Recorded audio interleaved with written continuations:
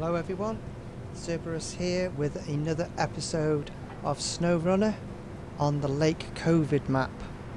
And today in this episode, rather than doing a mission, I thought I'd show you some of the hints and tips that I've been picking up through my journey through these maps, and thought I'd pass them on to you guys. Now, some of you that have been playing this since day one will probably know the majority of these tips, but for the new guys out there that may be only just starting out, I thought I'd run through just a few things. Oh, my man's gone to sleep, even he's getting bored with this. Just to show you some easier ways of getting round. Now, I don't edit my videos, as most of you will know. So what I've done is I've spent a bit of time and I've placed vehicles all over the map in certain locations, so I can make this tutorial just a little bit easier for you guys to get around. So without any further ado, let's get cracking on with it. So first thing I'm going to do is that I'm going to recover this F750 back to the garage. Now the reason I've done that is because the first thing I want to discuss is fuel, maintenance and spare tyres. Now some of you will know this, some of you may not, but with the F750 it's not that much of a truck, but when it comes to add-ons, if we just come down to here, as you can see, I've got the custom bed that was already fitted. Now that gives you 400 repair points, 4 spare wheels and 180 points for your fuel tank. Moving on to that, if you add the small roof rack, that gives you another 2 spare wheels and another 100 points for fuel. Your utility mount, another further 100, another 2 spare wheels and another 50. So all in all, we're talking, there's 100, there's 400, so there's 500 points for repair. Your roof rack, fuel, we've got 50 and 100, there's 150 and 180 there, takes you to 330 if my maths are correct. So there, even though this truck isn't that clever on this map, but if you actually do the mission, you'll realise that it actually states that it's foreigner. Now this is an American truck. Now I've tried it in Alaska and I've also tried it in Michigan and it did rather well there. So bear that in mind, guys. For this map I really wouldn't recommend it. So coming back from there, I'll just pop out of there. The next truck I want to show you is the Pacific P12. Now the customization that I've done on that, as you can see at the back there, it's got a maintenance trailer on the back. Now there are 2 different types of maintenance trailer. There's one there, and as you can see, my good old faithful 5319. So we'll just look at the customization for this one first. And as it states, it's a large maintenance frame add-on. Now that'll give you 350 points, 6 spare wheels and a fuel tank of 2000. Now the 73210, the Azov, which is outside at the moment, that also carries the large maintenance trailer.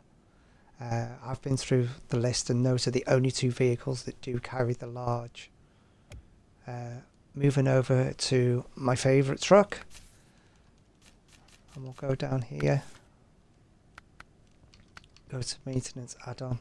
As you can see, it's 50 points less for your repair points. You've got 1 less wheel and only 1,400 points for your fuel. So that's missing 600 points from there. A handful of vehicles will carry this maintenance frame, but be aware that there are some frames out there that won't carry it and will only carry the van body, which we're going to be covering shortly.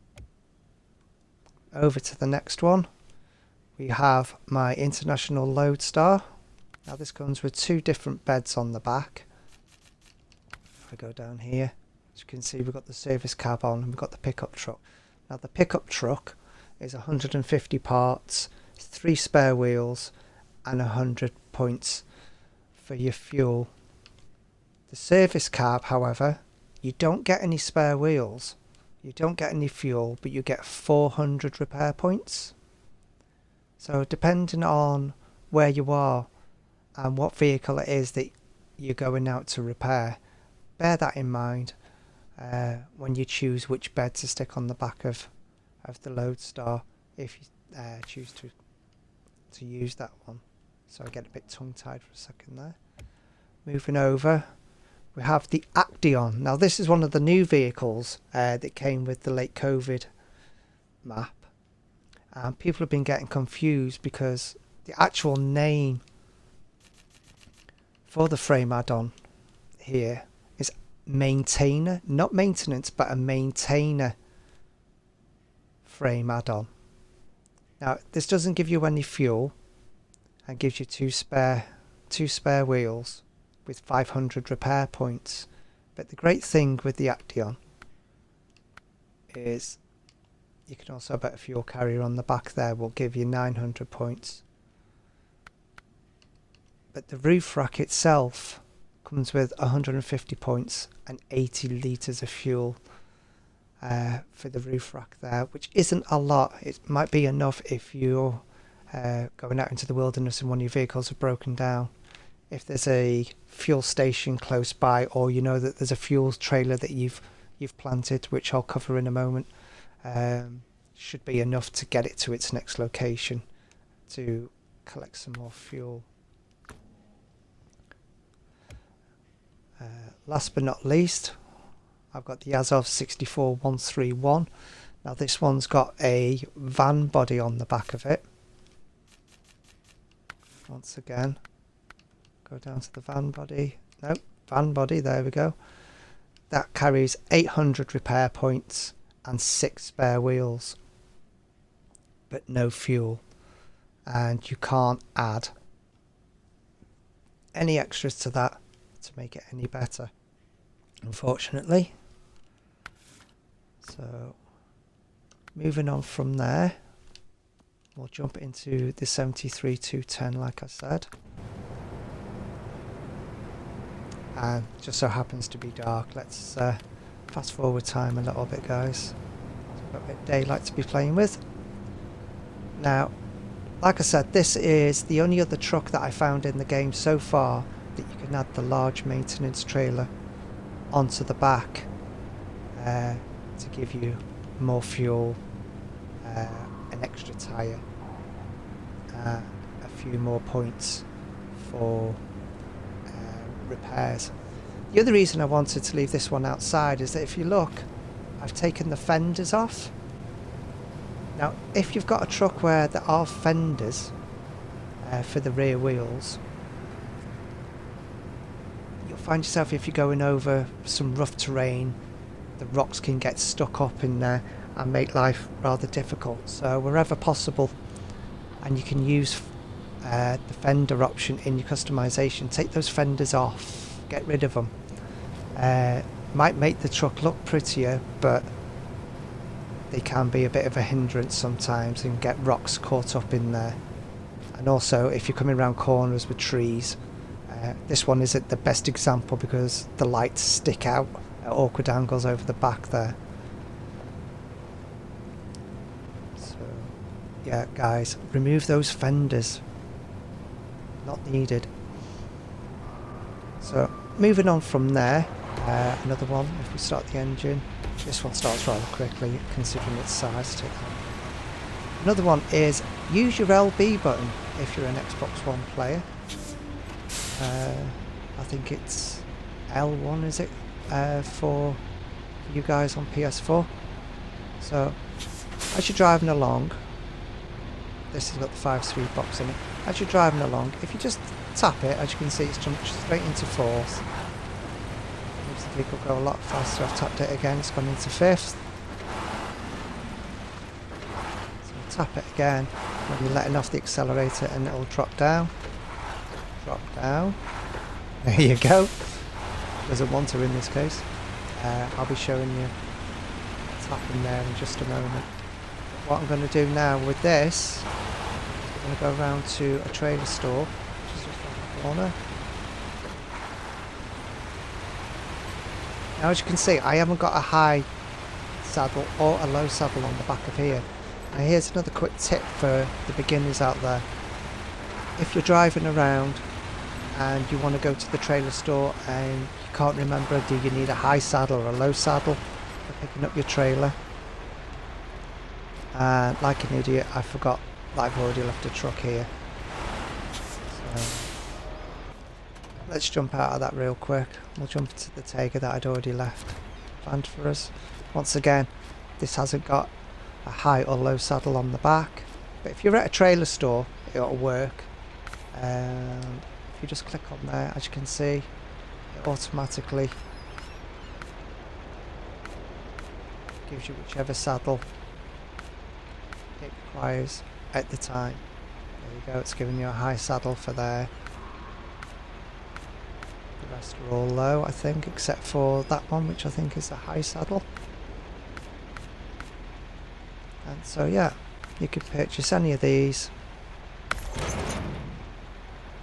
and it just attaches it straight on.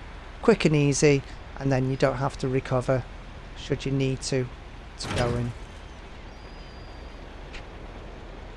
Because there's nothing worse than you get there, you go to pick up your trailer and you've got the wrong saddle on it. So yeah guys, quick and simple one just there for you. Right, moving on, I will jump over into the B17, which is here. Now, cargo. Most people will either detach the trailer and start moving around with the crane. If it's something you have to manually load up,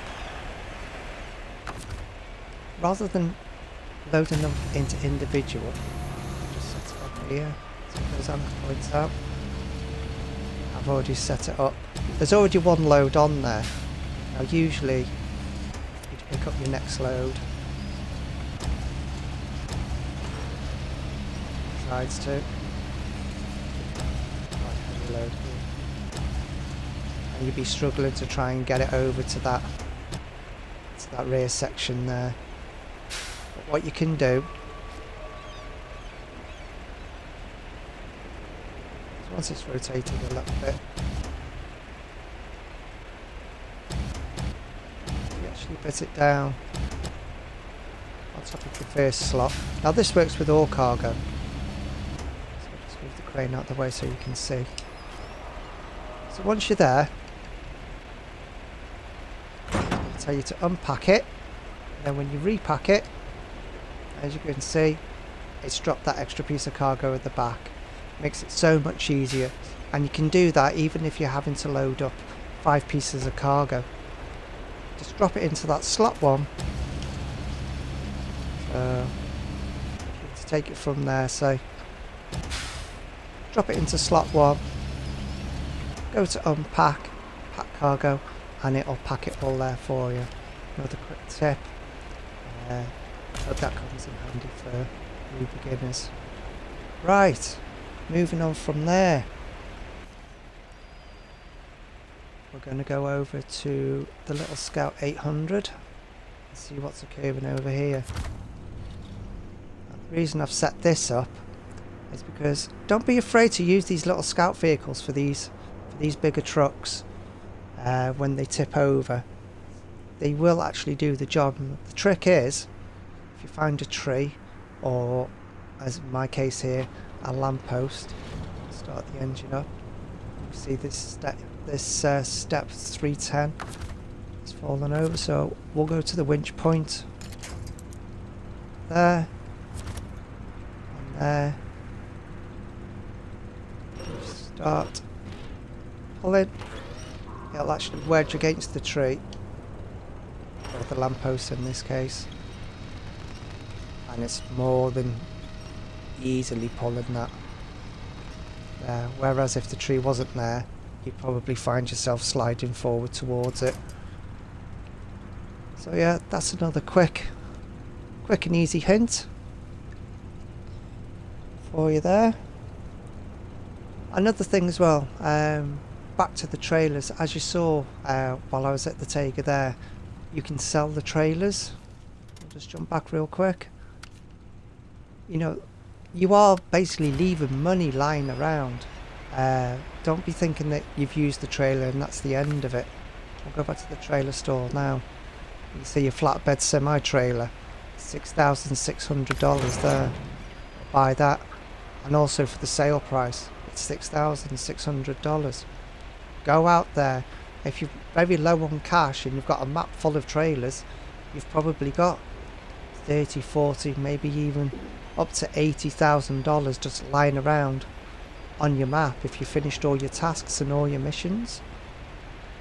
And you've got nothing else to do, or you're waiting for new missions to come out. Go off, go and collect your trailers, bring them back, get that cash together, you know. So that's another one. Like I stated as well with the maintenance trailers. I'll just go to the trailer store here again now. So you have maintenance trailer here. Now if you look at these maintenance trailers, it's 356 repair points and 2,000 litres. You don't get no spare wheels, but you get an extra 6 repair points when using, for some reason, when you're using the trailer add-on instead of a maintenance frame add-on. Why that is, I don't know. Same with the service trailer, you get 1,508 points. Now that's a lot more than what you get on the frame add-ons for your truck. So if you leave these scattered around your map, so just close that a second, we go to the map. So as you can see, the only garage here is there. The only fuel station that I have found is this one right here, which means you've got this entire map where you're unable to collect any fuel or do any maintenance. So in an ideal world, I've collected everything in. I usually would leave a maintenance trailer or a frame, a van trailer here for repair points, and I usually have one just off the road, just here. And last but not least, as you can see, I've got a couple of, oh, that's from the mission that we did, cabin fever, and leave another one here or just inside here to make it look like a garage. So guys, that's just a few of the bits and bobs that I've picked up whilst playing this, and yeah, I find that they've really helped me out. Just get back to the garage real quick. There's one last one that I forgot about that's was on the top of my head, which is bumpers. Right, we'll use this one. As you can see, I've got no front bumper on here, and the reason I've done that is because if you look at the approach angle for those wheels, as you're coming up to rocks and stuff, the first thing it's going to hit if you're not careful. Go to front bumpers. I mean, this one doesn't stick out as much, but you can clearly see there that there's more of a sticky out bit, shall I say. That one's even worse. As you can see there, a rock could quite easily, or a tree branch could get wedged in there. Same with that, that sticks out a little bit more with those hoops. But yeah, the approach angle for that, pretty much it touches the wheels instantly. It'll give you that traction that you need to get over.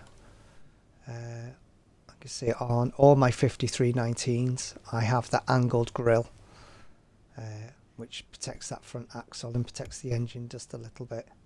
Unfortunately, the Pacific P12,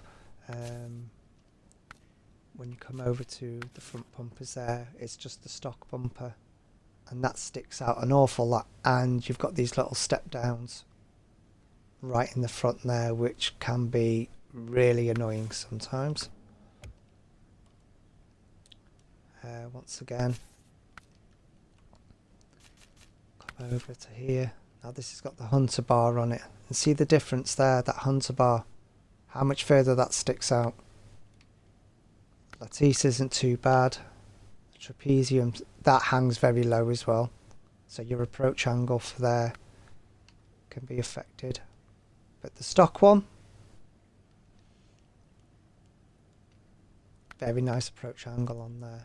So you need to bear these types of things in mind, guys, when you do it. Like I said, I'll leave the hunter on there because it mixes in with like the exoskeleton for that truck. So I really hope you've enjoyed this episode, and I hope that there's been some hints and tips in there that you found that will help you along your way and your journey through the SnowRunner world. Unfortunately, there's still no word on any updates through social media. I have been keeping an eye out because we are due a new map sometime soon, but they have said during the summer, which we all know could mean any time between now and the next probably 6 to 8 weeks. So thanks guys for tuning in and checking out this video. Like I said, no missions done today, but I assure you normal service will be resumed in the forthcoming videos. So without any further delay, I am going to go off now and collect all these vehicles back in. So leave a comment, hit that like button, and it'd be great if you subscribe. But until the next time guys, this is Cerberus saying goodbye.